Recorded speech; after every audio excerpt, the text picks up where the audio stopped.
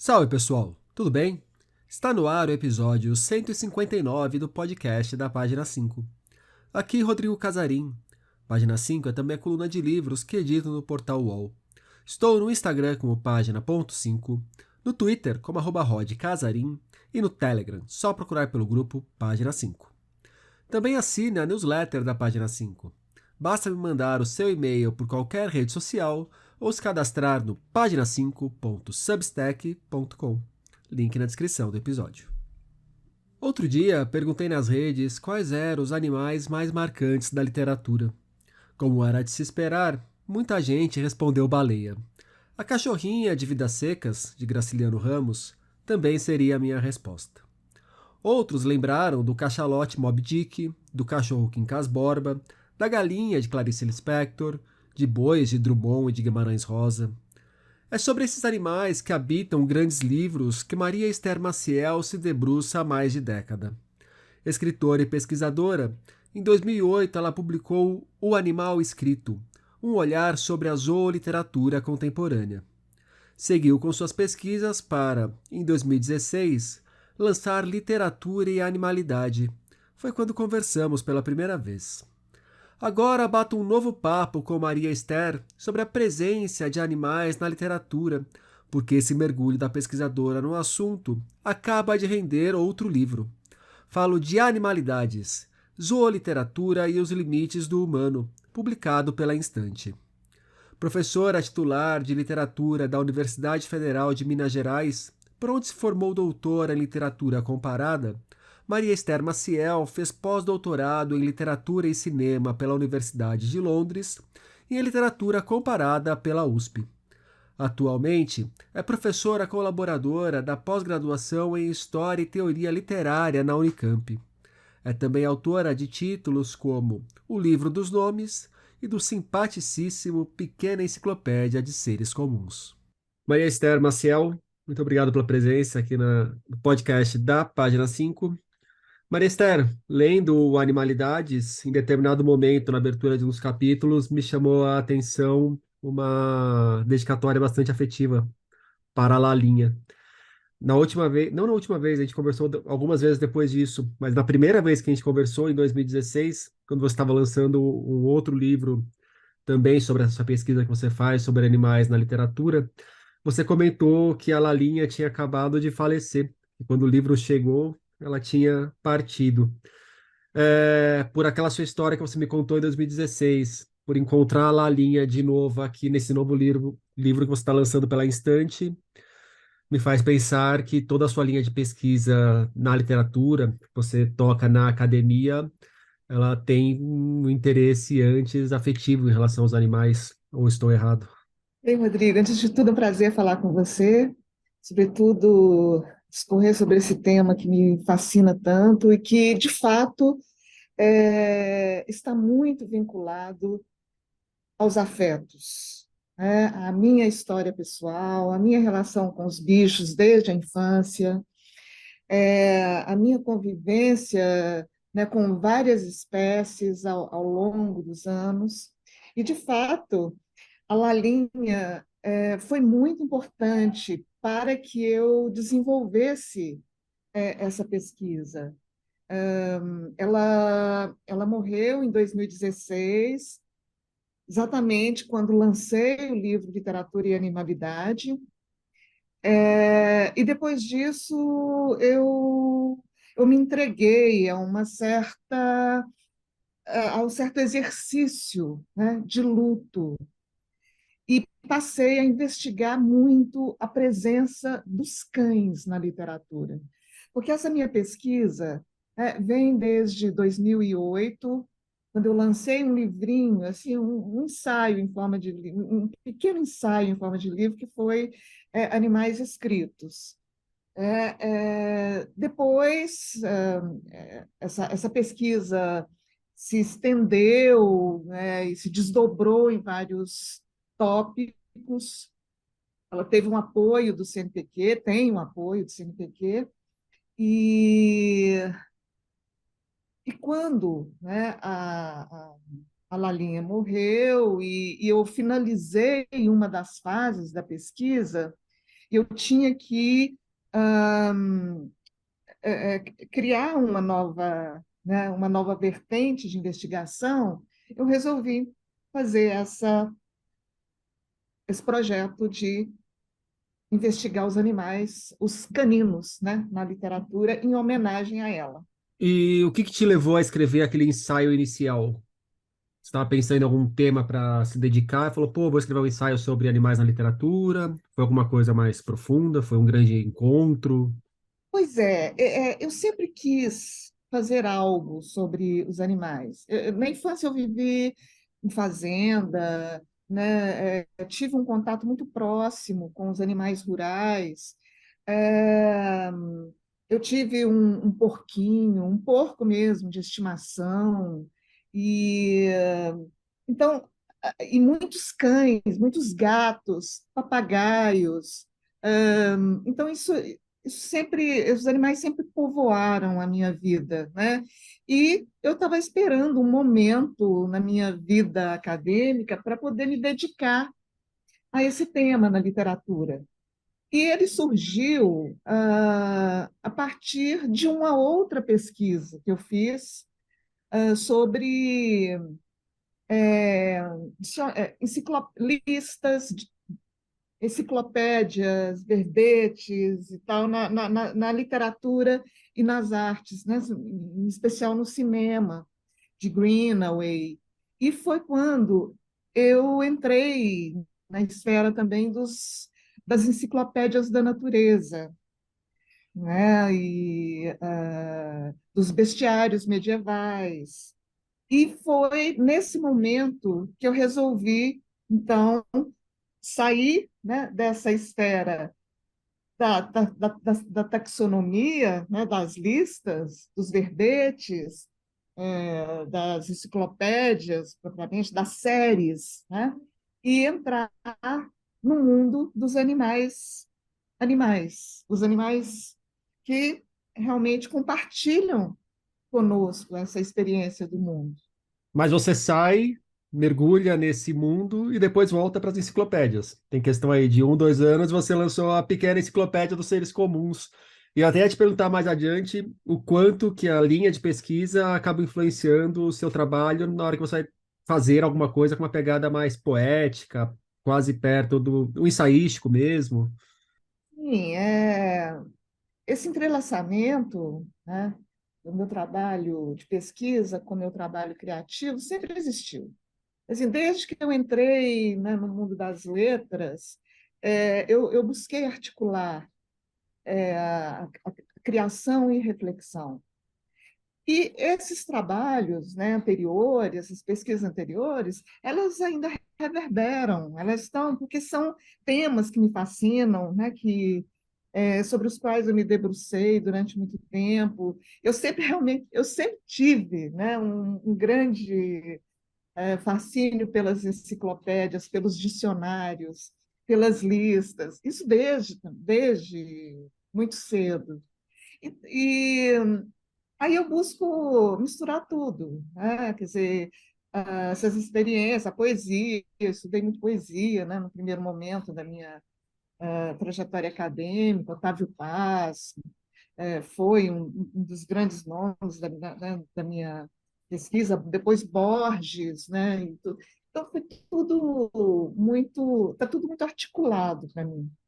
E esse projeto, por exemplo, da pequena enciclopédia, né, ele já estava previsto, só que eu tive um período, assim, um interregno, vamos dizer, né, em que eu fiquei às voltas com uma série de questões pessoais, né, de saúde e tal, e só retomei esse projeto da pequena enciclopédia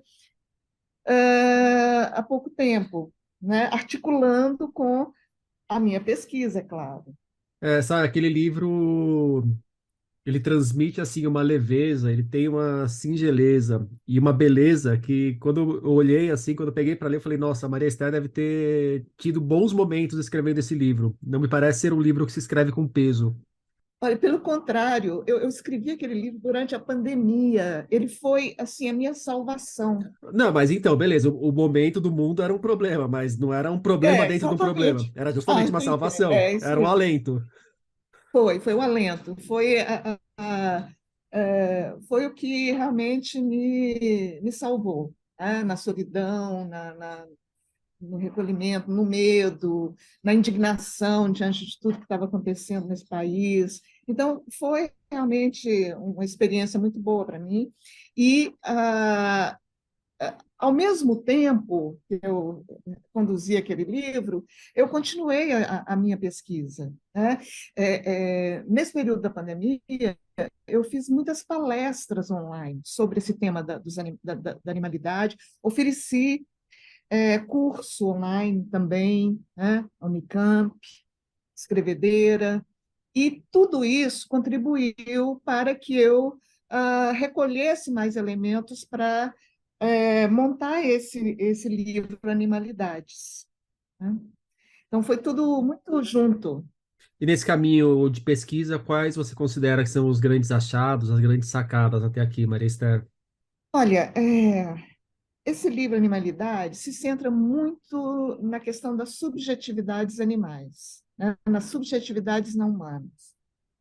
E, e foi por essa via, realmente, que eu encontrei, né, alguns insights que eu tentei desenvolver no livro. Mesmo a noção de biografias, né, de zoobiografia ou de zooautobiografias, porque eu comecei a encontrar alguns registros assim, de vida de animais que me interessaram muito, sobretudo quando eu estudei os cães, né? Por exemplo, a Virginia Woolf com o Flush, o Auster, né? Paul Auster com o Timbuktu, são verdadeiras biografias de cães e com um ponto de vista do cachorro, Né, né? então, inclusive nessa parte do trabalho, assim, causou, não é ruído, causou reflexões profundas em mim na diferença de você se olhar para uma biografia da perspectiva puramente literária e da perspectiva jornalística. Porque na biografia, com olhar jornalístico, você querer entrar na subjetividade do cachorro é uma coisa impossível, né? É uma coisa que só a literatura mesmo permite. E você não tem como factualmente entrar nessa subjetividade, acessar essa subjetividade. Pois é um exercício de empatia e de imaginação, porque é impossível entrar na subjetividade, né, de um vivente não humano. Mesmo que Até na dos humanos os é difícil, né? estudos dos humanos é É, difícil, entre a claro, subjetividade que você transmite e a sua real subjetividade, às vezes exatamente. nem a gente É, compreende a nossa subjetividade, então não é nem por mal que a claro, gente não consegue transmiti-la. é sempre um processo de invenção também, né? De imaginação. É sempre uma São bagunça tantas. danada que a gente tenta ordenar. Virou uma bagunça danada. E no caso dos animais que não, quer dizer, eles não têm uma linguagem verbal, né? Eles têm outras linguagens que nós não conhecemos, é mais difícil ainda. Quer dizer, implica o quê? Uma convivência próxima com eles, né? E isso eu percebo que os escritores que se aventuraram nessas biografias, nessas autobiografias, tiveram, né? Essa proximidade com eles, até mesmo, né? Uma interação assim bem visceral com eles, né? E essa interação permitiu que esses escritores, essas escritoras pudessem extrair, né, um pouco dessa subjetividade dos animais. Agora, é tudo muito híbrido. O que resulta, né, desse trabalho é o quê? É uma subjetividade híbrida, porque ela está contaminada pela subjetividade do escritor, pela subjetividade humana, né? Mas é um exercício, e eu acho que é um exercício importante, porque traz à tona os animais como sujeitos que pensam, que sentem, que têm outros tipos de percepção do mundo, não é que têm habilidades. E é isso que eu acho que vários escritores têm feito. Uma camada que eu achei muito bonita no trabalho e importante é a questão de como você vai trabalhando com a centralidade da alteridade nesse processo e como que a presença desses animais tão bem construídos dentro da literatura podem fazer com que a gente abaixe um pouco a bola como ser humano, por um lado, e há outras espécies tão importantes quanto a gente no planeta, e também nos sensibilize para a nossa própria animalidade. Você pode falar um pouco sobre essas questões? Sim, sem dúvida. O encontro, né, com os animais não humanos permitem, permitem com que nós encontremos ou reconhecemos também a nossa própria animalidade, né? Por exemplo, a Clarice mostra isso muito bem, né, na sua obra. E a Hilda Hilst também é uma escritora que explorou muito isso, né? Aliás, eu acho que todos esses escritores, de alguma forma, é, é, é, né, nos levam a esse reconhecimento da nossa própria animalidade no processo de interação, de embate, de confronto, né, de convivência com os não-humanos. É impressionante isso. Então, eu acho que baixa a bola, sim, né, também, do né, do humano, quer dizer, até começa o livro, né, percorrendo as vários sentidos, né, que atribuídos à palavra animal em relação ao humano ao longo dos tempos, e até para mostrar essa arrogância, né, essa soberania do humano em relação às demais espécies, e como a literatura e esse movimento, acho que é bem está muito presente hoje, né, na nossa vida, de reconhecer que os humanos não são realmente os donos do universo, os donos do planeta, né? Desde a época de escola, sempre me incomodou muito aquele papo de o ser humano é o único animal racional. Eu pensava, pô, o Pois ser é, humano é o único animal racional, mas segundo ele mesmo, né? É um pouco enviesado esse olhar que exatamente, ele se atribui ele define o essa que é a razão, se racionalidade atribui isso e acredita. Pô, e fica fácil acredita assim. nisso. E se vale disso para criar uma hierarquia, tá, das espécies é, para ter se arrogar um direito de explorar esses outros, né, considerados inferiores, considerados irracionais. E eu acho que existem vários tipos de racionalidade. O próprio Montaigne, lá, né, no século XVI, já afirmava isso, né? Existem várias racionalidades, só que a humana, né, se impôs como a racionalidade. No livro você passa por autores como você já citou a Hilda Hilst, a Clarice, tem também Machado de Assis, Drummond, Graciliano, tem o Argos, né, o Cão da Odisseia, claro.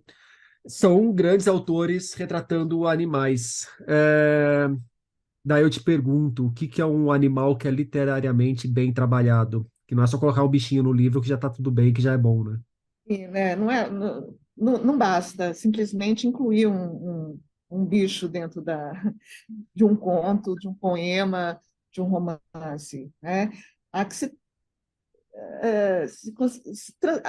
eu acho que cabe a quem escreve ficar atenta a esse sujeito, né? A configuração desse sujeito, desse eu poético, dessa referência, como um vivente, né? Como uma alteridade também em relação a nós, né? E que está dentro de nós também, né? Uma alteridade que também nos atravessa. Então, eu percebo que, sobretudo, né, a partir de Machado de Assis, tanto que ele, para mim, né, na literatura brasileira é a grande referência, como Kafka é na literatura, né, europeia, vamos dizer assim, universal. Eu explorei isso no Literatura e Animalidade, eu evitei, né, repetir muitos os escritores, né, trabalhados no Literatura e Animalidade, nesse atual livro. Tanto que o Coetzee tem um capítulo inteiro no livro anterior, mas aqui ele aparece como referência, né, citação, epígrafe e tal, exatamente porque eu já trabalhei. Mas, e também me detive em alguns escritores contemporâneos, né, porque esses prepararam o terreno, esses que você já mencionou, que nós já mencionamos aqui, eles prepararam o terreno para que hoje é, essa, esse universo zoou, né, não apenas zoou, né, os não humanos em geral, as plantas, as pedras, as águas, pudessem entrar na literatura de outra forma.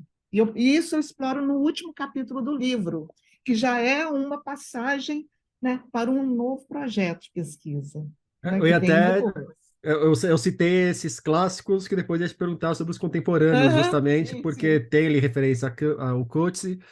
É, eu esqueci o nome da autora, mas a da Memória de um Urso Polar, A Yoko Togal, Tawada, Tawada, tava com Togawa Tawada, na cabeça. é. A Yoko Tawada.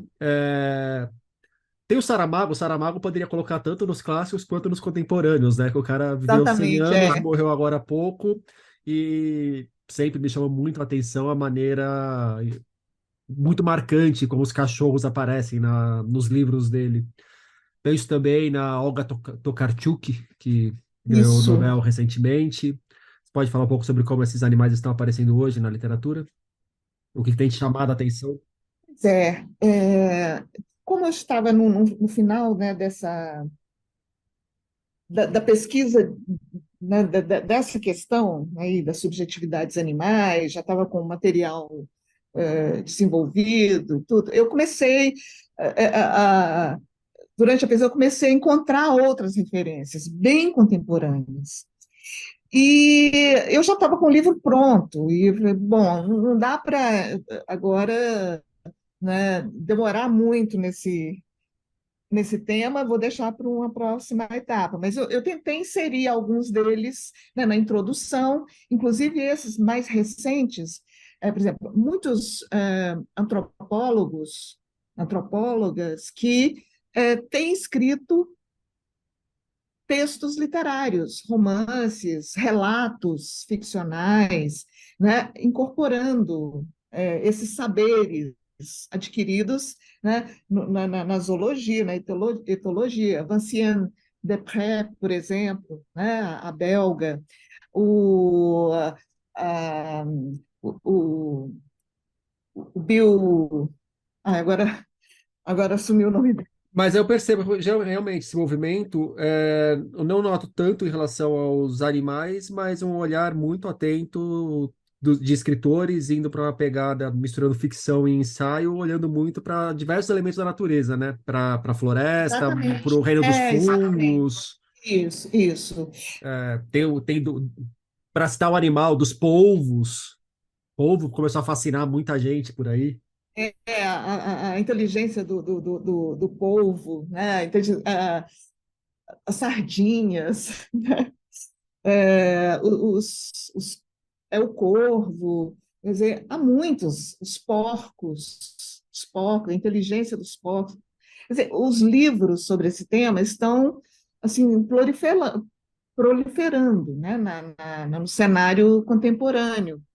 E cada vez mais os elementos literários em torno disso ficam mais complexos, né? E, sobretudo, se considerarmos, por exemplo, é, a, a, a entrada, né, de um monte de referências ameríndias, né, no cenário cultural do presente. E eu percebo, eu tenho agora coletado assim, muitos textos indígenas sobre animais e de escritores contemporâneos que se valeram desse referencial ameríndio para criar suas ficções, seus poemas. Então, essa será a nova fase no meu trabalho, né? Quer dizer, algo mais amplo, são as poéticas da natureza, em que os animais entram, né, com uma força muito grande, articulada com outras questões.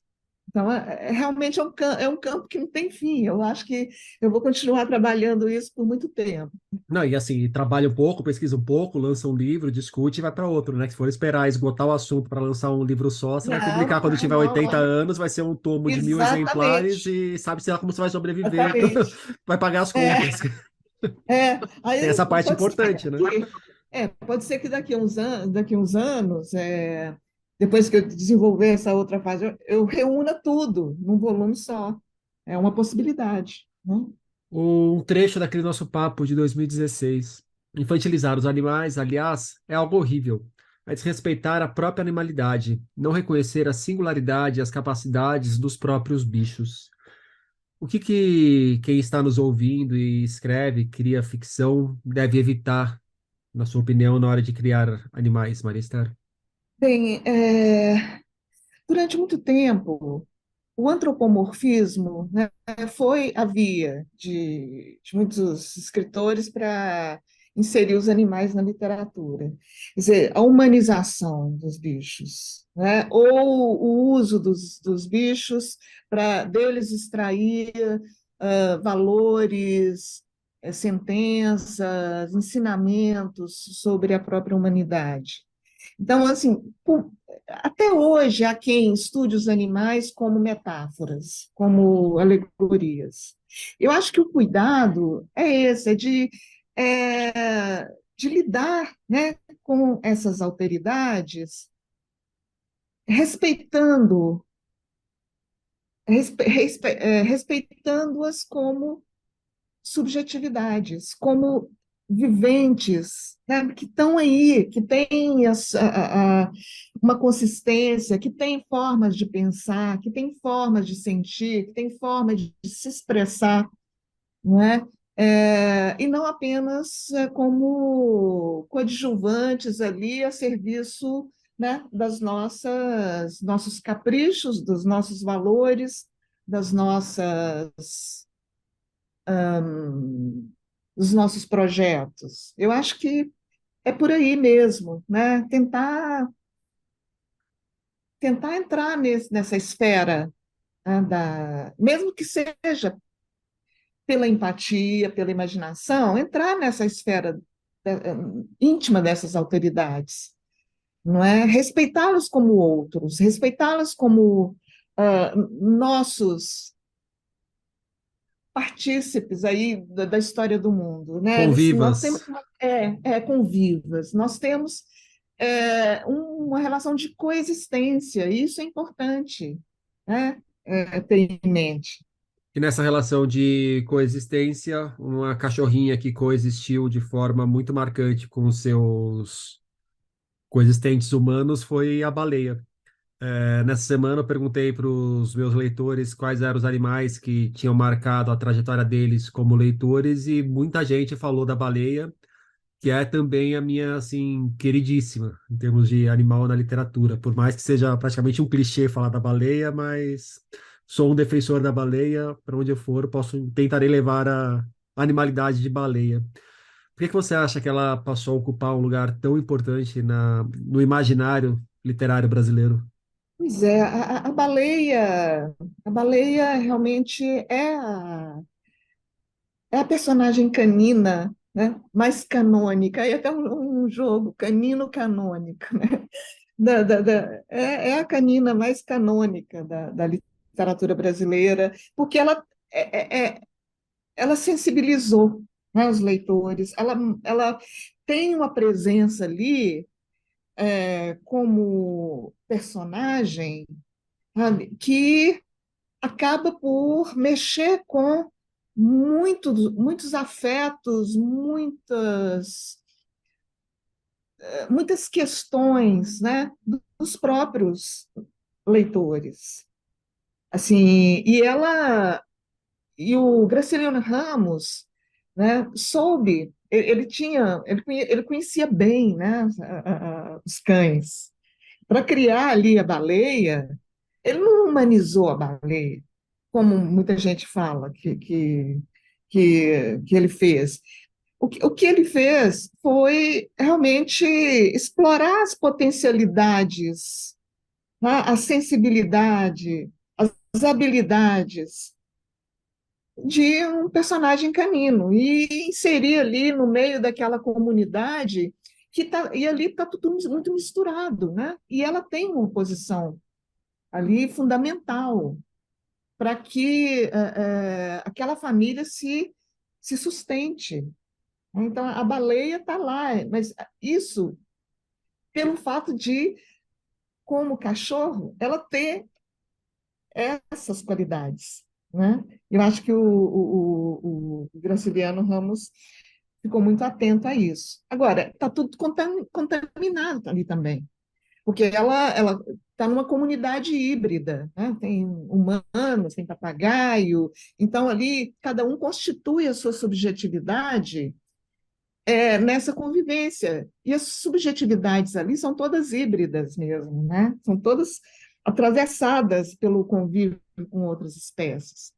E então eu acho que o Graciliano Ramos encontrou um viés assim extremamente importante para o enfoque de animais na literatura brasileira, né? Eu acho que ele foi fundamental.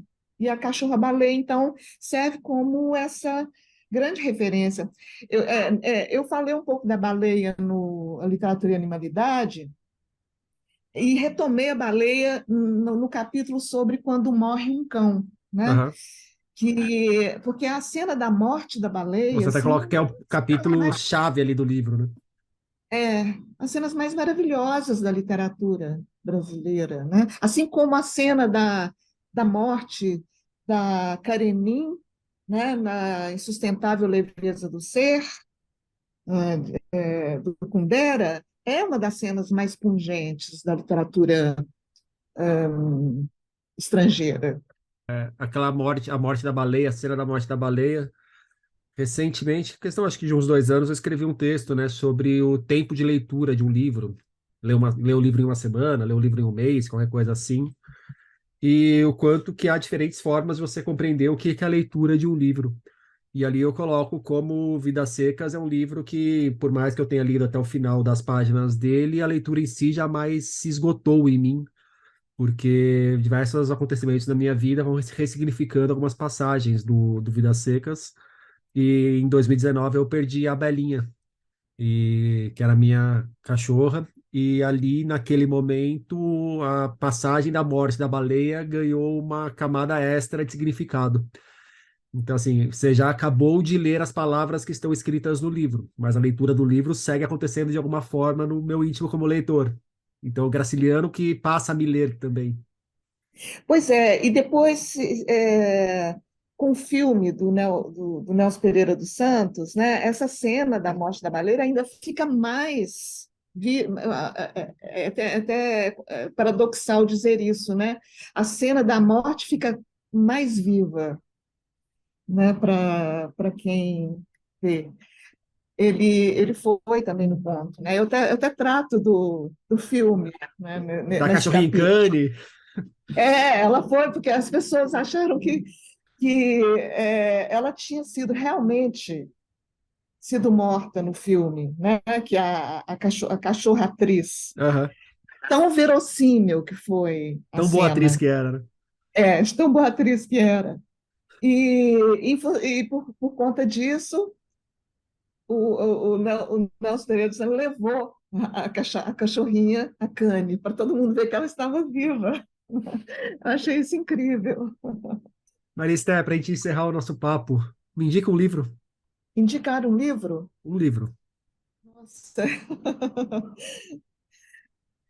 Acho que Memórias de um Urso Polar da Yoko Tawada. Eu acho que ela traz novas perspectivas aí na abordagem da questão dos animais, articulada com preocupações de ordem ecológica, com o clima, né, com a crueldade, com os zoológicos, com os cativeiros, com tudo isso que está aí, né? Eu acho que a Yoko Tawada traz essa dimensão, assim como a Olga Tokarczuk, né, que ainda vai merecer uma reflexão minha oportunamente, né, com mais cuidado. Não, e há outras, né? Há outras. Por exemplo, a figura da onça no Som do Rugido da Onça, da Micheline Verunski, eu acho que merece também uma reflexão, né? Dentro daquele contexto, como eu disse, de recorrer a referências, né, ameríndias, de uma história da colonização. É, então, são muitos aspectos. É um tema que não vai se esgotar tão cedo, né? Tem muito trabalho pela frente, então. Muito trabalho pela frente. Ainda bem que agora vários escritores estão entrando, né, nesse campo, né, com muita força, na poesia.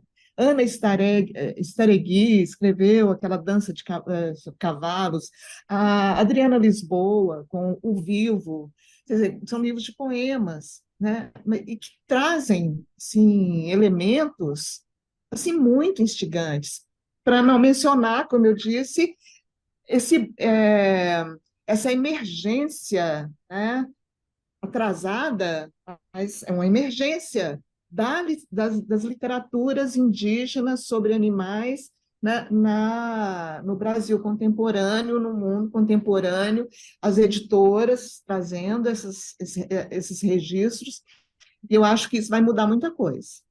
Maria Esther Maciel, muito obrigado pelo papo. Eu que agradeço, Rodrigo, muito bom falar com você. Recordando Animalidades, Zooliteratura e os Limites do Humano, de Maria Esther Maciel, chega aos leitores pela Instante. Por hoje é isso aí, pessoal. Indique o podcast para os amigos e inimigos. Um abraço, um beijo, um aperto de mão e até a semana que vem.